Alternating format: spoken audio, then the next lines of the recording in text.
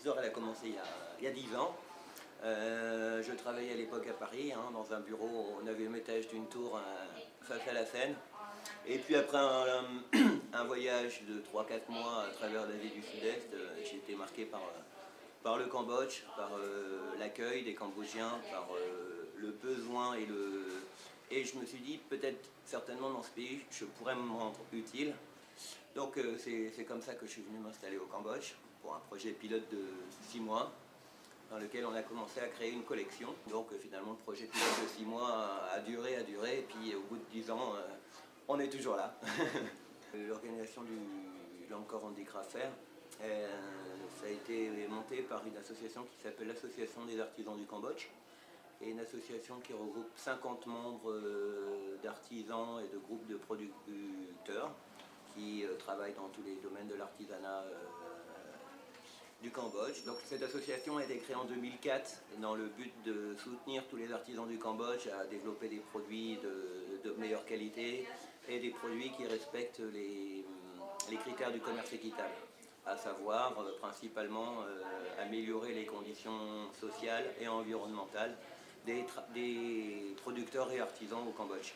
L'objectif principal de l'AAC, c'est de soutenir des associations, des organismes existants pendant toute l'année en fait. Donc soutient ces 50 membres à travers des formations, des ateliers, les accompagne éventuellement pour organiser des foires, des salons à l'étranger.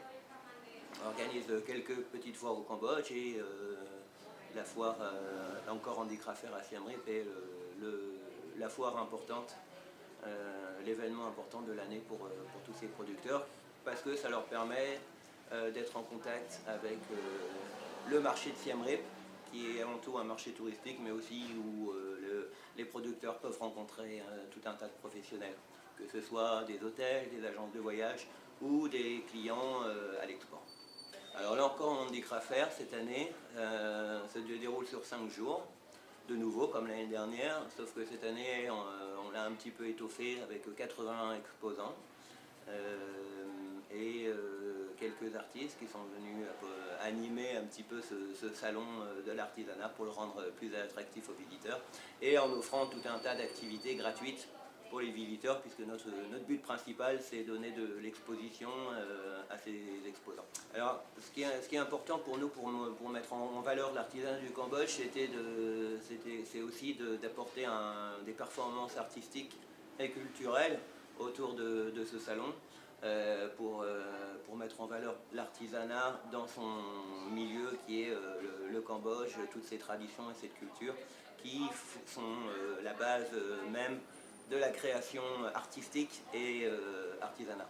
Donc c'est pour ça que cette année, en plus d'avoir fait venir 8 pays d'Asie du Sud-Est, on a fait venir le cirque Pharphon le Selpak de Battambang qui a développé tout un ensemble d'activités, d'ateliers et de démonstrations d'acrobatie, jonglage et un petit peu de clown.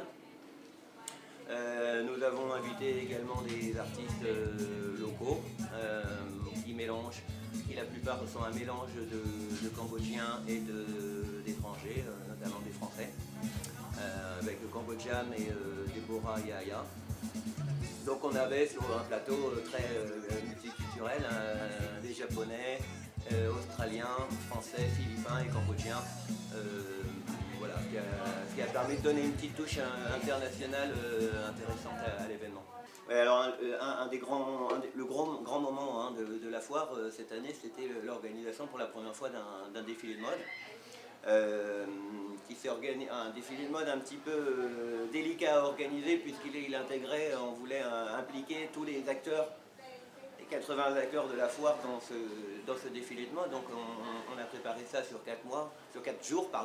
Sur 4 jours, on a sélectionné les produits, on les a mis ensemble pour arriver à faire un seul et unique show le dernier soir. Un résultat plutôt pas mal pour une première, puisque tout le monde a joué le jeu. On a vu de très belles choses, notamment des vêtements à base de perles, des vêtements en lotus, des vêtements en différentes matières et couleurs naturelles. Donc c'était un très beau show. Moi, ce que j'aime bien ici, c'est qu'on ne peut compter que sur soi-même. Il n'y a aucune institution locale qui va nous soutenir ou nous financer. Au contraire, à chaque fois qu'on va les inviter, ça va nous coûter de l'argent. Donc on évite de compter sur eux et on fonctionne avec des fonds propres et avec du financement privé que je commence à découvrir, la potentiel, des entreprises qui commencent à se monter, qui ont besoin d'exposition. Le résultat est immédiat ici. Voilà, en frappant à quelques portes, on est tout de suite accueillis. C'est pas des rendez-vous qu'il faut prendre un mois à l'avance. On va voir les entreprises, on tape à la porte et ils nous accueillent dans un beau salon. On regarde le dossier ensemble et puis le lendemain ou une semaine après, ils nous donnent une réponse. Donc c'est quand même c'est du travail, hein, comme tout événement, mais c'est quand même des facilités qui nous permettent d'avoir un événement, un résultat concret, très rapide. Avec les avantages et les inconvénients du Cambodge, il y a des choses qui peuvent sembler très compliquées, et puis des choses qui, en France, nous sembleraient complètement impossibles, qu'ici on va pouvoir réaliser très rapidement, puisque des facilités, une administration très simple, des gens très disponibles, très volontaires, et du coup des performances qui se mettent en place quelquefois